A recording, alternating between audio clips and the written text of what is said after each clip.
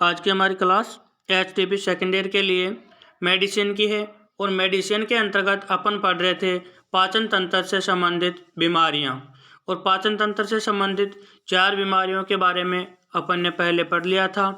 आज अपन पाचन तंत्र की 5वीं बीमारी के बारे में पढ़ेंगे जिसका नाम है सिंपल इंडाइजेशन। सिंपल इंडाइजेशन का मतलब होता है सामान्य अपच। तो सबसे पहले सीधे सीधे शब्दों में आपको ये पूछा जा सकता है कि सामान्य अपच या सिंपल इंडाइजेशन किसे कहते हैं।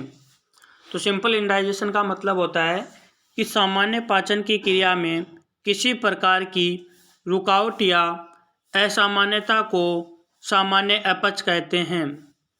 यानी जो नॉर्मल पाचन क्रिया होती है उस नॉर्मल पाचन क्रिया में जब कोई असामान्यता आ जाती है तो उस स्थिति को सिंपल इंडाइजेशन कहते हैं। अब है आपके एटियोलॉजी या कारण, ऐसे कौन कौन से कारक हैं जिनकी वजह से पशु में सिंपल इंडाइजेशन देखने को मिलता है। कि जब पशु जल्दी पचने वाला खाद्य पदार्थ अधिक मात्रा में खा लेता है तो उसका पाचन तंत्र खराब हो जाता है। जल्दी पचने वाला खाद्य पदार्थ अधिक मात्रा में खा लेना, जैसे ज़्यादा मात्रा में दाना, अनाज या साइलेज, ये आहार है। जब पशु अधिक मात्रा में खा लेता है तो इसके कारण पशु को सिंपल इंडाइजेशन की शिकायत हो सकती है। दूसरा कारक है अपचनीय खराब घास खाद्य पदार्थ ग्रहण कर लेने से।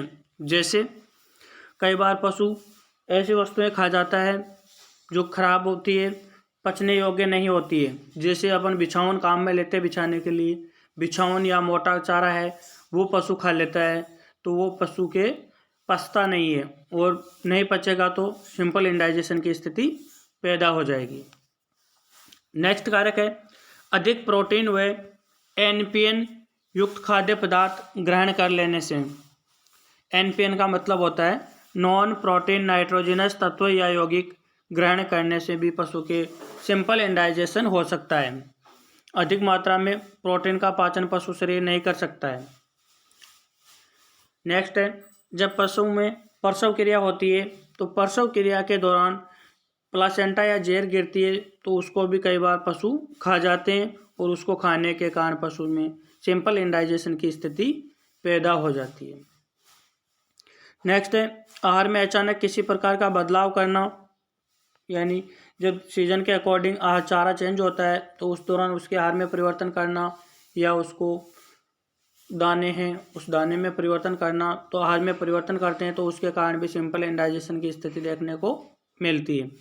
इसके अलावा लंबे समय तक ओरली एंटीबायोटिक या सल्फोनेमाइड्स ड्रग देने से रूमन के सूक्ष्म जीवाणु निष्क्रिय हो जाते हैं और रूमन की pH बदल जाती है जिसके कारण सिंपल इंडाइजेशन की स्थिति उत्पन्न हो जाती है। जब अपन लंबे समय तक पशु को एंटीबायोटिक है जो ओरली पिलाते हैं या सल्फा ड्रग का ज़्यादा यूज करते हैं तो रूमन के जो सूक्ष्म जीवी होते हैं, माइक्रोब्स होते हैं, वो निष्क्रिय हो जाते हैं और उसके कारण रूमन का pH मान बदल जाता है। रूमन की pH बदलते ही सिंपल इंडाइजेशन की स्थिति पैदा हो जाती है। रूमन की नॉर्मल pH होती है आपके 5.8 से 6.8। अब अपन बात करते हैं कि सिम्टम या लक्षण, यानी जब पशु के सिंपल इंडाइजेशन नामक डिजीज हो जाती है तो पशु किस प्रकार के लक्षण प्रदर्शित करता है। रोगी पशु को शुरुआती स्थिति में भूख कम लगती है, लेकिन जैसे जैसे रोग की गंभीरता बढ़ती है तो रोगी पशु को भूख है जो बिल्कुल भी नहीं लगती है।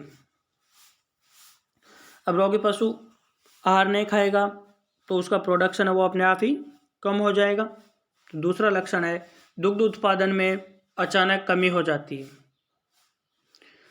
तीसरा का लक्षण है कि यानी कि अपन ज़्यादा सल्फा ड्रग या एंटीबायोटिक ड्रग है ओरली देते हैं तो क्या होता है कि वो रूमन के सूक्ष्म जीवियों को निष्क्रिय कर देते हैं। और रूमन के सूक्ष्म जीवी निष्क्रिय होने के कारण क्या होता है कि रूमन की गति कम या बंद हो जाती है।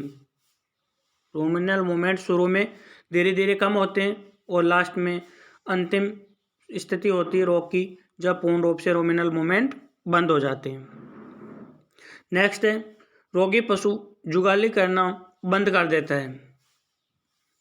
और जब रूमिनल मूवमेंट बंद हो गई, जुगाली करना बंद कर दिया, तो क्या होता है, पशु का रूमन फूल जाता है, वह हल्का गुदगुदा महसूस होता है।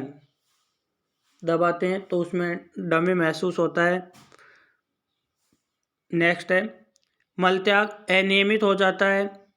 जब पशु आहार नहीं खाएगा तो मलत्याग अनियमित होना ही है।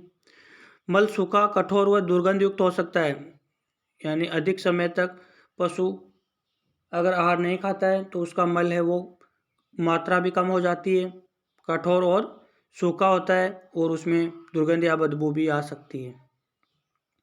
लेकिन सिंपल इंडाइजेशन में पशु का तापमान, नाड़ी दर व श्वसन दर सामान्य होती है। तो ये आपके लक्षण है जो सिंपल इंडाइजेशन में देखने को मिलते हैं। इसके अलावा अब अपन बात करते हैं डायग्नोसिस या निदान की। सिंपल इंडाइजेशन का निदान किस प्रकार करना है? According to symptom, according to history, ruminal fluid की पीएच द्वारा। इसके अलावा आपको 2 टेस्ट भी करने हैं। अगर आपको ऐसा महसूस हो कि पशु के सिंपल इंडाइजेशन से संबंधित डिजीज है तो पशु के रूमन से सेल्यूलोज डाइजेशन टेस्ट यानी CDT, इसका फुल फॉर्म भी आप याद रखना, सेल्यूलोज डाइजेशन टेस्ट। और दूसरा टेस्ट आपका सेडिमेंट एक्टिविटी टेस्ट, यानी ये रूमिनल मूवमेंट के बारे में जानकारी होती है और इसमें सेल्यूलोज का पाचन होता है या नहीं होता है, ये टेस्ट है जो अपन लेबोरेटरी में करते हैं।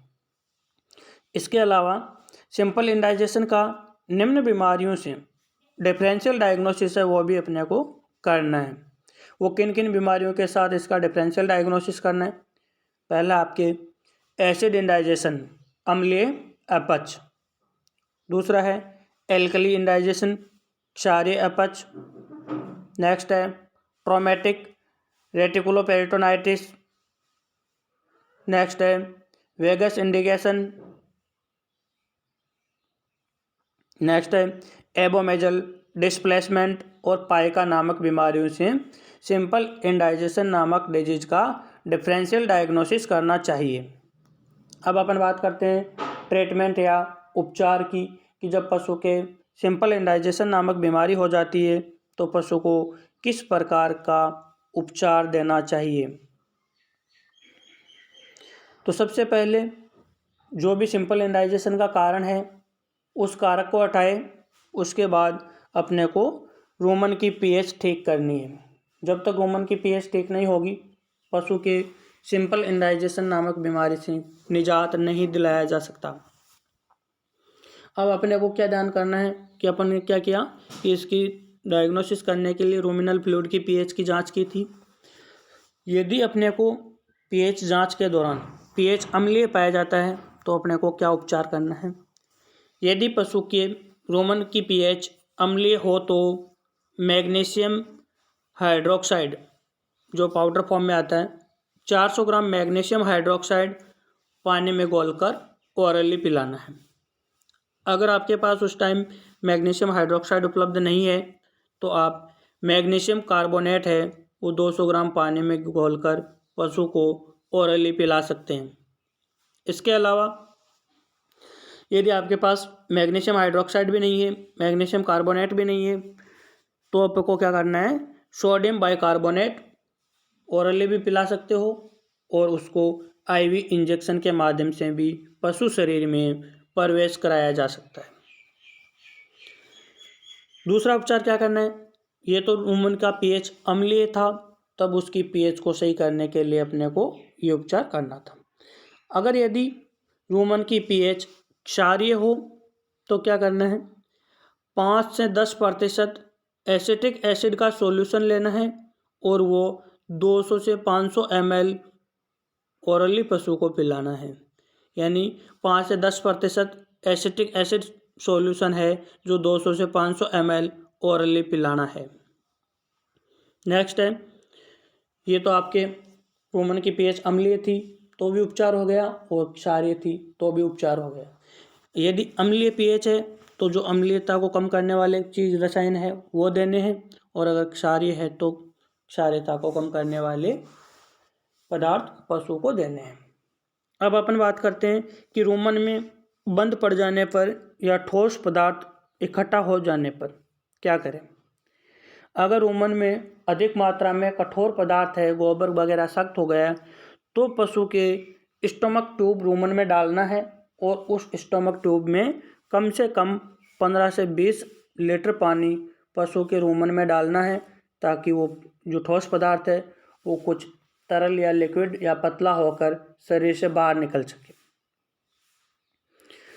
नेक्स्ट है रूमिनल मूवमेंट बढ़ाने के लिए। इसमें क्या होता है कि रूमन की गति कम हो जाती है, तो रूमिनल मूवमेंट बढ़ाने के लिए पशु को 100 से 150 ml कैल्शियम बोरोग्लूकोनेट सबकट इंजेक्शन के रूप में देना चाहिए। अगर आपके पास CBG उपलब्ध नहीं है तो आप पशु को एंटीमनी पोटेशियम टार्ट्रेट है वो भी दे सकते हैं। इसके अलावा जब पशु का इंडाइजेशन ज़्यादा बढ़ जाता है, यानी उसका रूमन ज़्यादा कमज़ोर हो जाता है, तो आपको बूचड़ खाने में जाना है और वहाँ से जिस जानवर को काट देते हैं, काटने के पश्चात उसके रूमन का जो पदार्थ है, कड है जिसको कड बोलते हैं, वो लाना है। वो लाके पानी में घोलकर उसको पशु के रूमन में पहुंचाना है। वो आप ओरली पिला के भी पहुंचा सकते हो और डायरेक्ट रूमन में भी डाल सकते हैं।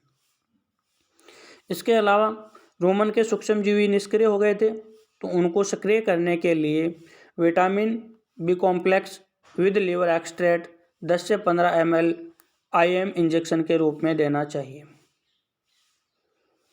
इसके अलावा पशु को प्रतिदिन कम से कम 40 से 50 ग्राम मिनरल मिक्सचर ओरली प्रतिदिन देना चाहिए।